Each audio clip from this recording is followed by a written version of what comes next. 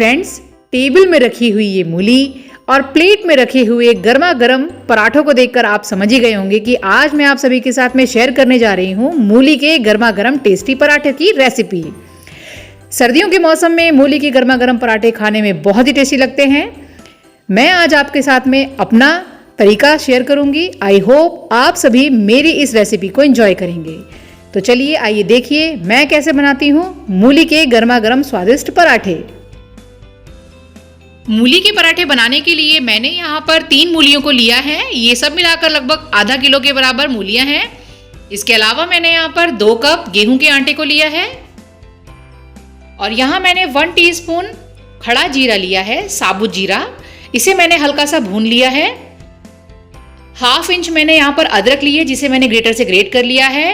2 बारीक कटी हरी मिर्च, 1/2 टीस्पून मैंने यहाँ पर अमचूर पाउडर लिया है, 1 टीस्पून मैंने धनिया पाउडर लिया है, 1 टीस्पून हल्दी पाउडर, 2 पिंच के बराबर यहाँ पर रेड चिली पाउडर, 1/2 कप के बराबर मैंने यहाँ पर बारीक कटी धनिया पत्ती ली है। इसी के साथ मैंने 1 टीस्पून अजवाइन लिया है, स्वाद अनुसार नमक और पराठे बनाने व आटा गूंदने के समय में ऑयल को यूज़ करने के लिए मैंने यहाँ पर ऑयल लिया है। तो चलिए इन सभी को मिलाकर मैं कैसे बनाती हूँ मूली के पराठे, आइए देखते हैं। मूली के पराठे बनाने के लिए मैंने इन मूलियों को अच्छे से वॉश कर लिया था और इसके बाद इसके पानी को मैंने अच्छे से पोंछ लिया है ऊपर से। अब मैं इन मूलियों को छील लूँगी और इसके बाद इन्हें ग्रेटर से ग्रेट करके रख लूँगी या कद्दूकस कर लूँगी। तो मैंने अपनी मूलियों को अच्छे से छील लिया है ऊपर से और अब मैं इस कद्दूकस की हेल्प से इसे कद्दूकस करूंगी। इसका ये वाला हिस्सा मैं कद्दूकस करने के लिए यूज कर रही हूँ। तो अब मैं अपनी सारी मूलियों को अच्छे से कद्दूकस कर लूंगी। इस तरह से मैं इसे अच्छे से कद्दूकस कर लूंगी।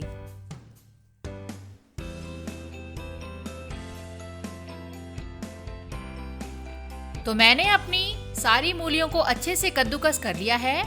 अब मैं इसकी स्टफिंग की तैयारी करूंगी, लेकिन उससे पहले हमें ये ध्यान रखना है कि हमारी मूलियों में पानी की मात्रा बहुत ज़्यादा होती है, तो हमें इसके पानी को इससे अलग करना पड़ेगा जिससे कि हमारे पराठों की स्टफिंग बहुत अच्छी बने और हमारे पराठे ना फटें। उसके लिए मैंने यहाँ पर एक बाउल ले ली है, उसके ऊपर मैंने कॉटन का एक कपड़ा बिछा लिया है। इस तरह से मैं सेट कर लूंगी कपड़े को और अब अपनी कद्दूकस की हुई इन मूलियों को मैं इसमें डाल दूंगी इस तरह से। तो मैं अपनी सारी कद्दूकस की हुई मूलियों को इसके ऊपर ऐसे डाल रही हूं। अब मैं कपड़े के सारे किनारों को आपस में पकड़ लूंगी और इसे इस तरह से लेकर निचोड़ूंगी। ऐसा करने से हमारी मूलियों का सारा पानी बहुत अच्छे से अलग हो जाएगा। ये बहुत ही आसान तरीका है और बहुत ही अच्छा तरीका है, आप इसे ज़रूर ट्राई करें। हाथ से मैं इसे हल्का हल्का प्रेस भी कर रही हूँ और इस तरह से निचोड़ रही हूँ। तो देखिए मूलियों का एक्स्ट्रा पानी कितने अच्छे से अलग हो रहा है।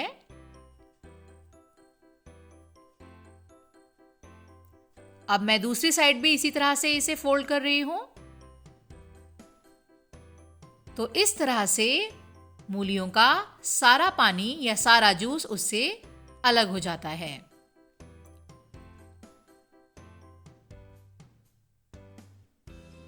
तो देखिए हमारी मूलियां कितने अच्छे से ड्राई हो गई हैं। तो इस तरह से मैंने अपनी कद्दूकस की हुई मूलियों से उनका सारा पानी अलग कर लिया है। तो मूली का जो ये बचा हुआ पानी है इसमें बहुत सारे न्यूट्रिएंट्स होते हैं, ये डाइजेशन के लिए बहुत ही अच्छा होता है। तो मैं इसे ऐसे वेस्ट नहीं करूँगी। आप चाहें तो इसमें नमक मिलाकर इसे पी सकते हैं, लेकिन मैं यहाँ पर इसे पराठे बनाने के लिए जो डो बना रही हूँ उसमें यूज़ कर लूँगी। पराठा बनाने के लिए अब मैं उसका डो तैयार कर रही हूँ, जिसके लिए मैं इसमें 1/2 टीस्पून के बराबर ऑयल डालूंगी और हाफ चम्मच या हाफ टी स्पून मैं इसमें नमक डालूंगी। अभी मैं जो मैंने मूली का पानी निकाल के अलग किया था उसे ही डो बनाने के लिए यूज़ करूंगी, और अगर पानी कम पड़ेगा तो मैं एक्स्ट्रा पानी बाहर से और ले लूंगी। तो अब मैं थोड़ा थोड़ा करके ये मूली के पानी को इसमें ऐड करूंगी और इसका एक सॉफ्ट डो तैयार करूंगी। जैसा कि हम नॉर्मली पराठे बनाने के लिए डो यूज़ करते हैं वैसा ही मैं इसका डो तैयार करूंगी। तो मैं धीरे धीरे करके इस पानी को डालूंगी, इससे हमें सारे न्यूट्रिएंट्स भी मिल जाएंगे और हमारा मूली का ये जो जूस है वो वेस्ट भी नहीं होगा, क्योंकि ये जूस जो है वो डाइजेशन के लिए बहुत ही अच्छा होता है। तो कोशिश करें तो आप इसे आटा गूंदने में ही यूज़ कर लें। तो चलिए अब मैं इसका सॉफ्ट डो तैयार करती हूँ। तो पराठे बनाने के लिए मैंने सॉफ्ट डो तैयार कर लिया है। मैं इसमें थोड़ा सा ऑयल इस तरह से लगा दूंगी और इसे 15 से 20 मिनट ढककर रख दूंगी, जिससे कि ये आटा या ये डो बहुत अच्छे से सेटल हो जाएगा।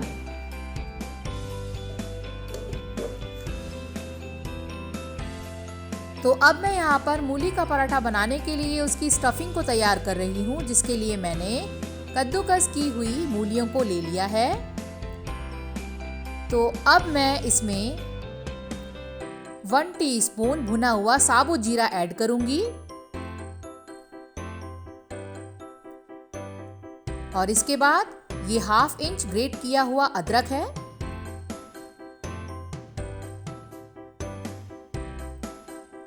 दो बारीक कटी हुई हरी मिर्चें,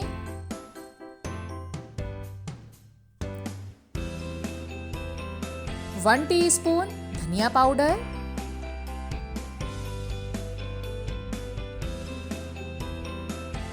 2 पिंच रेड चिली पाउडर। आप चाहें अगर तीखा खाना पसंद करते हैं ज़्यादा तो थोड़ा सा ज़्यादा भी डाल सकते हैं। 1 टीस्पून हल्दी पाउडर,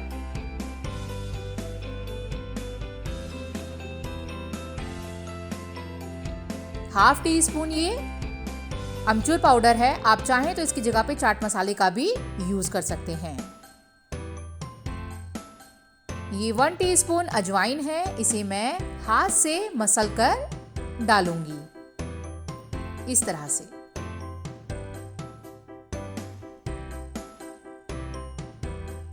ये ½ कप बारीक कटी हुई हरी धनिया पत्तियां हैं, इससे पराठों का टेस्ट बहुत अच्छा आता है।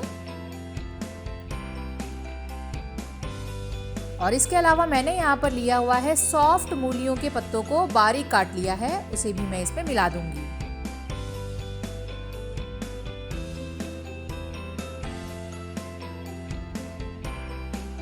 ये है नमक, लेकिन अभी मैं इसमें नमक को ऐड नहीं करूंगी, क्योंकि अगर हमने इस टाइम नमक को ऐड किया तो हमारी मूलियाँ सारा पानी छोड़ देंगी।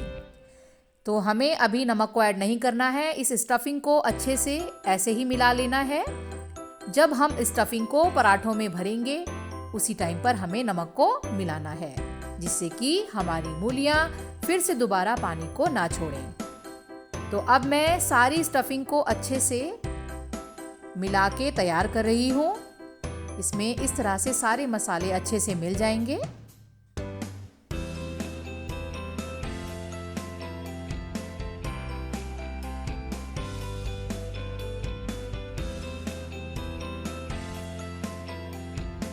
तो ये मैंने अच्छे से सारा स्टफ मिला लिया है और ये हमारी स्टफिंग पराठों में भरने के लिए तैयार है। तो अब मैं पराठे बनाने की करती हूँ तैयारी। हमारा आटा, ये डो जो हमने रेडी किया था वो अच्छे से सॉफ्ट हो चुका है।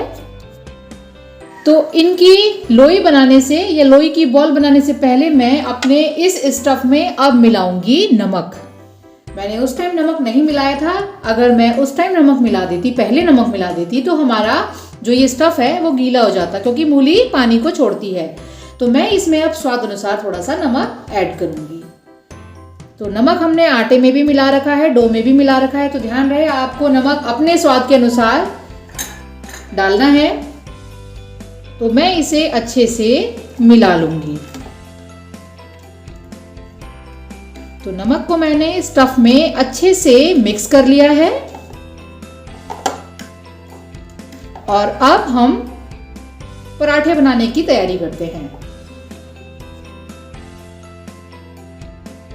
तो सबसे पहले मैं अपनी लोई इसमें से लेकर उसके बॉल बना लूंगी। बॉल आप अपनी चॉइस के हिसाब से छोटा बड़ा रख सकते हैं। तो ये मैंने एक बॉल या एक पेड़ा बना लिया है। अब मैं इसमें थोड़ा सा सूखा आटा लगाकर इसे बेलूंगी। थोड़ा सा ही बेलूंगी क्योंकि इसके अंदर मुझे स्टफ को भरना है। तो इतना बेलने के बाद में मैं इसे इस तरह से ले लूंगी अपने हाथ में और अपनी स्टफिंग को अब मैं इसमें भरूंगी। तो इस तरह से अच्छे से मैं इसमें अपनी स्टफिंग को भर लूंगी।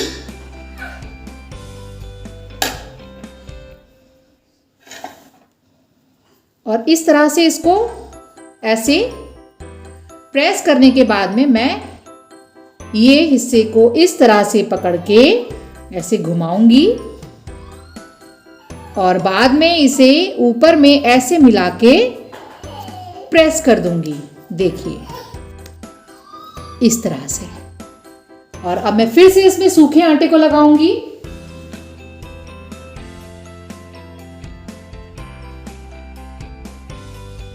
इसमें हमें अच्छे से सूखे आटे को लगाना है क्योंकि मूली थोड़ा सा पानी छोड़ती है, इसीलिए सूखे आटे को लगाने के बाद इसे हम हल्के हल्के हाथ से इस तरह से फैला लेंगे क्योंकि फैलाने के बाद पराठे बेलना आसान हो जाते हैं और वो जल्दी फटते नहीं हैं। तो हल्के हाथ से आप इसे इस तरह से फैला लीजिए और अब इसे थोड़ा सा आटा लगा के हम बेलेंगे। तो मैं इसे बहुत ही हल्के हाथ से बेल रही हूँ जिससे कि मेरा जो ये पराठा है वो ना फटे। ध्यान रहे हमें बीच में बहुत ज़्यादा प्रेस नहीं करना है, नहीं तो जो ये मूली है वो पानी छोड़ने के साथ साथ स्टफिंग भी बाहर आ जाएगी। तो हमें इसे इस तरह से हल्के हाथ से ही बेलना है। तो इस तरह से हम इसे बेल लेंगे। सब तरह से हम समान बेल लेंगे और बीच बीच में थोड़ा सा ड्राई आटा भी हम इसके ऊपर स्प्रेड करेंगे।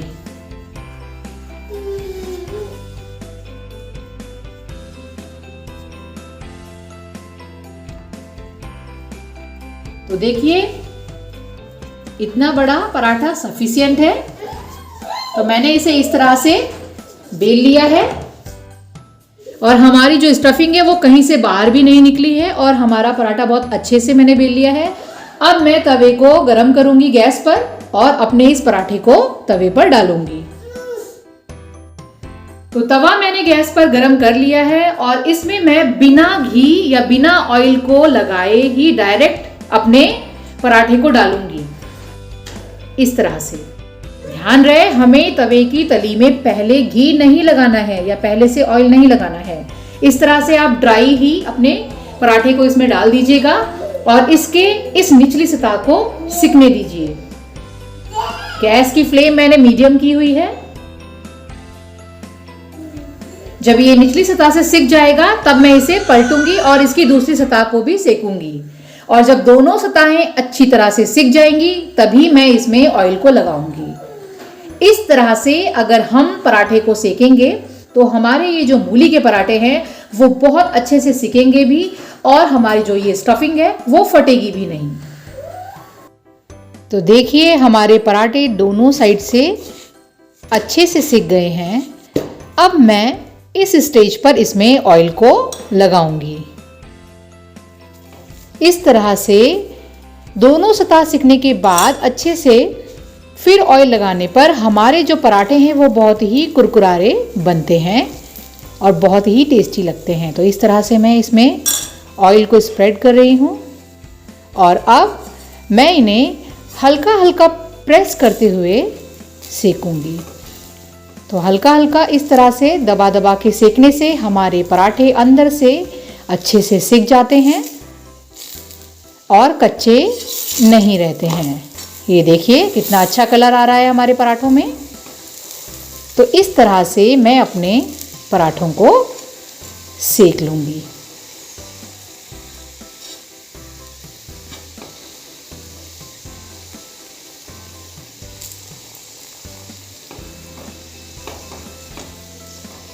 तो ध्यान रखिएगा, आप पहले तवे में पराठे डालने से पहले ऑयल को ना लगाकर सीधे सूखे पराठे को ही डालिए और दोनों सतह को अच्छी तरह से सेकने के बाद ही उसमें ऑयल को लगाइए। उससे हमारे पराठे बहुत ही खस्ता और कुरकुरारे बनते हैं।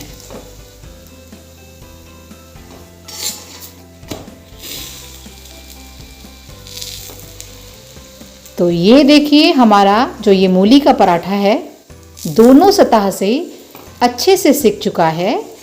तो इसे अब मैं एक प्लेट पर ले लूँगी और अपने बाकी के पराठों को भी मैं इसी तरह से सेक लूँगी।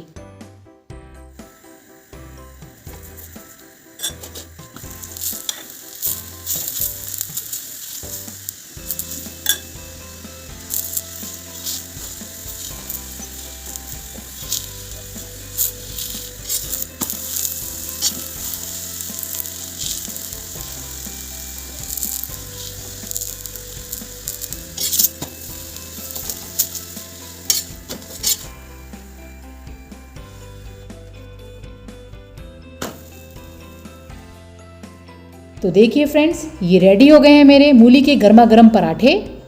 आइए मैं आपको एक पराठा ओपन करके दिखाती हूँ।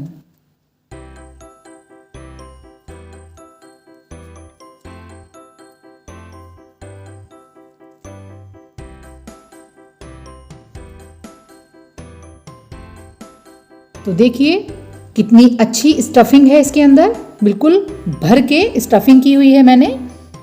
आप इसी तरह से इसे बनाइएगा और अपना एक्सपीरियंस मेरे साथ में कमेंट सेक्शन में ज़रूर शेयर कीजिएगा। आई होप आप सभी को ये रेसिपी ज़रूर पसंद आई होगी। मैं अपने इन पराठों को आम के अचार और दही के साथ में सर्व कर रही हूँ। आप चाहें तो इसे चाय के साथ में भी इंजॉय कर सकते हैं। सर्दियों के मौसम में ये खाने में बहुत टेस्टी लगते हैं। तो आई होप आप सभी ने मेरी इस वीडियो को पसंद किया होगा। तो प्लीज़ मेरी वीडियो को लाइक करें, शेयर करें और मेरे चैनल को सब्सक्राइब करें। Thanks for watching my video.